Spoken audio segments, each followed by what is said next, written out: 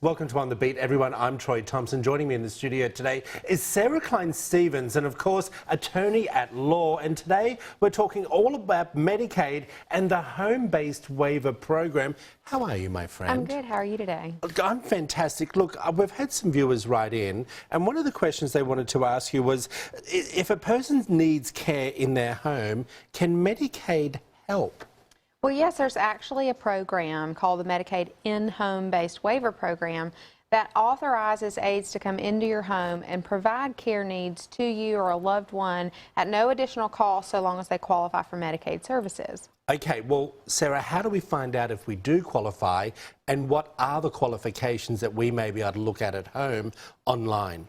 Right, so that's where a lot of people get confused, is what actually makes me qualify and what doesn't. Like we talked about last time, there are specific income and asset requirements to be eligible for Medicaid services, and you have to make sure that you meet those qualifications to get those benefits. That's where a skilled planning attorney can assist you in knowing what counts and what doesn't, because there are a lot of assets that you're allowed to have that don't count against you. Really? And sometimes if you've got a DIY mentality, you can get yourself in a little bit of a mess there by not knowing what the difference is. So if you meet with a skilled attorney that knows the difference, that could be the difference in saving some of those assets and avoiding the need to actually spend down. Right. Well, one of the things that I think about is doing all the interviews that I do, I always get online. Is that a bad thing to do for this type of program, or should I just be coming straight to you to find out if I qualify or not? It's definitely not a bad thing. There is a Medicaid Mississippi website that will provide you a lot of information about the income and asset limits and requirements. Like for a single individual, they're allowed to have $4,000 of countable resources to be able to qualify for Medicaid. Now that's that word, countable resources. Some things count and some things don't.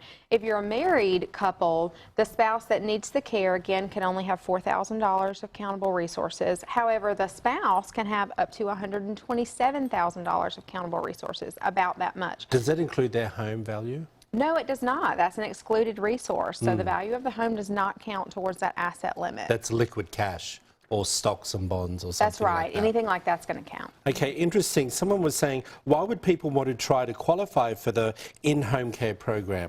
What's the benefit?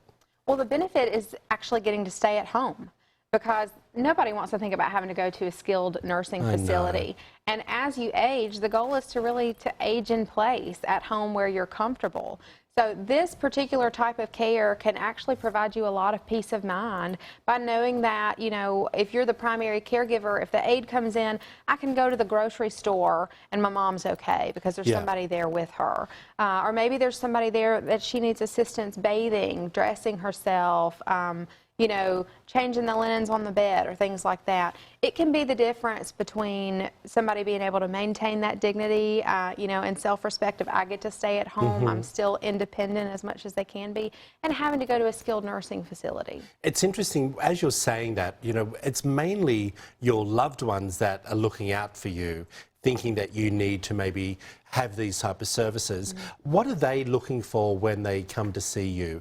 The daughters or the sons or the in-laws? Are they the ones coming in to see you? Or is it the actual people that are needing the services? Well, it's a little bit of both, you know, but especially with the caregivers or the family members that are providing that level of care. They're exhausted. They're getting burned out. And this program offers an option for you to have a bit of reprieve. Okay, so how long is the turnaround? If we were to come in and have an appointment with you, we find out what is available, how long does it take for that to be put into place?